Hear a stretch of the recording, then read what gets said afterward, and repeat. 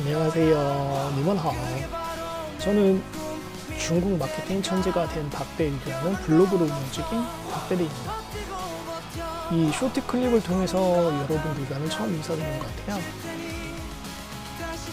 추후에도 오늘뿐만 아니라 중국 마케팅의 전반적인 모든 것을 알려드리려고 합니다. 실제 오늘 같은 경우에는 어떤 것을 알려드릴까 고민하다가 연관성이 있는 부분부터 먼저 사전에 설명드려 볼까 해요. 최근 이틀 3일 전에 뉴스를 보니까 실제 우리나라 정부에서 수출 금융 부분으로 하반기에는 약 181조 정도 지원을 할 예정이고, 그리고 또한 중국 여행객을 한 200만 명을 이제 모객할 수 있도록 이제 지원을 한다는 얘기가 있더라고요. 더욱이 그런 사실과 함께 더욱이 이번 달 말은 우리나라도 추석이잖아요. 사실 중국도 같은 유교권의 국가이다 보니까 그 중추지혜라고 해서 추석과 그리고 꼬칭지혜라고 해서 이제 국경절이 이제 10월 1일인데, 보통 중국 같은 경우에는요, 실제로 이제 직장인 같은 게 연차까지 쓰게 되면 뭐 14일 정도도 길게 쉴 수가 있고, 또 짧게 한 보편적으로 한 9일에서 10일 정도는 쉴 수 있다고 해요. 한국은 6일이지만요. 제가 그 국경절과 추석 그리고 여행 계획을 언급드린 까닭은 오늘 이야기 드릴 주제와 상당히 연관이 되어 있습니다. 중국 마케팅 하면 많은 분들이 이제 중국 진출을 위한 또는 중국 수출을 위한 마케팅만 있을 것이라 라고 생각하는 분들이 있는데요. 사실 그렇지는 않습니다. 사실 그렇지만은 않은 게 그 중국 마케팅에 대한 그 영역이 상당히 포괄적이에요. 일례로 실제 이제 이렇게 국경절이나 추석 때, 중추지혜 때 이제 우리나라 여행객들이 와서 먹고 쇼핑을 즐기는 경우가 상당히 많아요.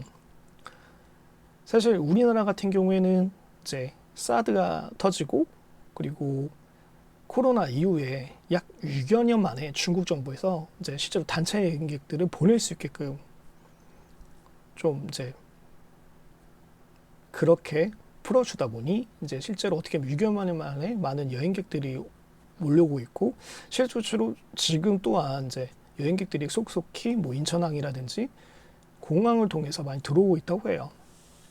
근데 그런 여행객들을 뭐 사드 터지기 전에는 면세점 업계에서는 되게 큰 황금의 손이라고 할 정도로 한번 이제 물건을 쓸어 갈 때는 몇 천만 원 이렇게 쓸어 갈 정도로의 큰 황금손, 뭐 어떻게 보면 VIP 또 VVIP가 중국인들이 많았을 정도였는데요.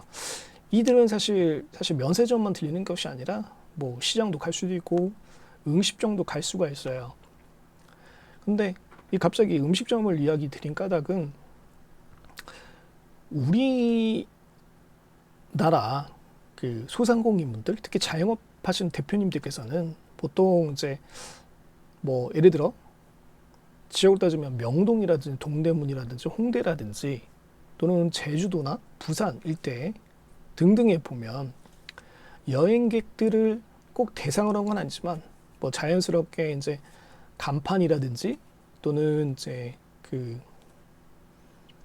메뉴판이라든지 중문화가 이제 중국어로 번역되어 있는 곳이 있고, 또는 이제 흔히 분들 말하는 중국의 알리페이라든지 중국의 이체페이를 적용해서 이제 결제까지 이제 준비해 놓은 이런 상점들이 사실 많습니다. 근데 많아도 이 상점들이 이제 코로나와 사드가 터지면서 매출이 급격히 많이 떨어졌었고요. 실제로 명동 같은 경우에는 많이 이제 문을 닫은 사례가 되게 많았죠. 하지만 아까 언급드렸던 이제 면세점의 큰 손들, 이제 VVIP들이 이제 꼭 사실 면세점만 가는 게 아니거든요. 그리고 관광 명소만 가는 것이 아니고 그 근처 일대에 맛집을 찾아서 이제 움직이는 경우가 많습니다. 그러다 보니까 사실 이제 내수 시장에 한국인들, 우리나라 사람들만 공략하는 것보다는 사실은 중국인들, 그런 요커들, 여행객들을 대상으로 어떻게 보면 마케팅을 집행하시는 것도 상당히 좋은 방법 중 하나인데요. 그래서 그럴까요? 실제로 제 블로그를 통해서 이제 문의 오셨던 분들이나 또 간혹 이제 따로 어떻게 알고 카톡으로 문의 주셨던 분들, 소상공인 분들이 또는 크몽을 통해서 문의 주셨던 분들 대다수가 이 국경 저희가 추석 전에 몇 달부터 이제 이런 문의 주세요. 샤오슈 체험단을 통해서 자기 가게를 좀 홍보 좀 해달라 라고 하시는 분들이 꽤 많았어요. 근데 저는 사실 정중하게 거절했던 부분은 무엇이냐면 샤오슈가 가장 큰 취약점이 무엇인지를 다들 잘 모르시는 것 같으세요. 사실 샤오슈는 이제 중국판 인스타그램으로 뭐 2억 5천만 명 이상이 사용하기도 하지만요. 실제 좀 고민을 하셔야 할 부분이 샤오슈는 사실 UI 일단 시스템 자체가 뷰티 소셜 커머스에서 이제 쇼핑몰과 결합된 형태입니다. 그래서 사실 이제 정보를 소셜이다 보니까 뭐 미식, 맛집이라든지 뭐 여행 관련된 글을 많이 올리시기도 하시지만 이게 중국이었을 경우에는 뭐 지도가 명확하게 등록이 되실 수가 있어요. 근데 국외로 넘어갔을 경우에는 사실 이 지도 기반 POI 정보라고 합니다. 지도를 등록하는 그런 시스템을. 근데 우리나라 네이버 네이버의 그 스마트 플레이스처럼 실제 뭐 지도를 등록하실 수는 없어요. 구체적으로. 그렇다고 뭐 어떤 문제가 발생이 되냐면 만약에 여러분들이 맛집을 대표님들이 운영하는 맛집을 이제 뭐 소개를 한다라고 하면은 실제로 콘텐츠에 뭐 한국어라든지 짧게 이제 뭐 써서 이 지도에 대한 이 어디 잡혀야 되는 거 언급은 가능한데 이제 여행객 입장에서는 찾아가는데 상당히 좀 어려움이 있습니다. 그리고 또 한 가지 특징은 이게 샤오슈는 상위 노출이란 개념이 사실 없어요. 광고를 명확하게 뭐 피드 광고를 해서 상단 뭐 3위 영역 노출시키지 않는 이상 실질적으로 상위 노출이 되기 어려운 구조가 되어 있습니다. 그래서 제가 사실 샤오슈를 공략을 한다는 관점에서의 접근 마케팅보다는 실제로 여러분들께서 고민하셔야 할 거는 만약에 여행객을 대상으로 뭔가 이제 우리 가게 명동 홍대 뭐 일대 또 여행객들이 많이 왔다 갔다 하는 뭐 신사동 강남의 일대에 맛집을 홍보하고자 한다. 뭐 안경집이나 로드숍을 홍보하고자 한다고 하셨을 경우에는 고민하셔야 할 것은 사실 샤오슈가 꼭 샤오슈 체험단이 그게 명확한 해답은 아니다. 해서 만약에 샤오슈로 좀 샤오슈에 대한 부분보다는 이럴 때는 그 대중 전평이라고 해서 따종 디엠핑이라는 플랫폼이 있습니다.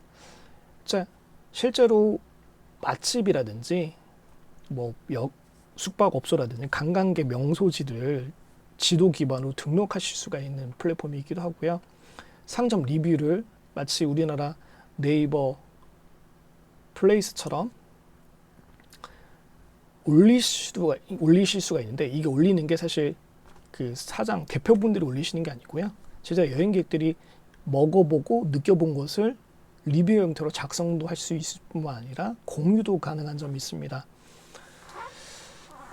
그렇다 보니 실제 이제 상점 관리적인 부분에 있어서 가게를 관리한다는 관점에서 봤을 때는 그리고 홍보를 한다는 관점에서는 실제 지도 좌표 안에 내 가게 그리고 내 가게 주 메뉴에 대한 홍보 그리고 주 메뉴에 대한 리뷰를 관리할 수 있는 강력한 특징이 있기 때문에 여러분들께서 만약에 정말로 중국 여행객을 대상으로 하는 마케팅 고려하신다고 하면 꼭 샤오슈만이 답일까라는 고려를 한번 해보시는 게 중요할 것 같아요.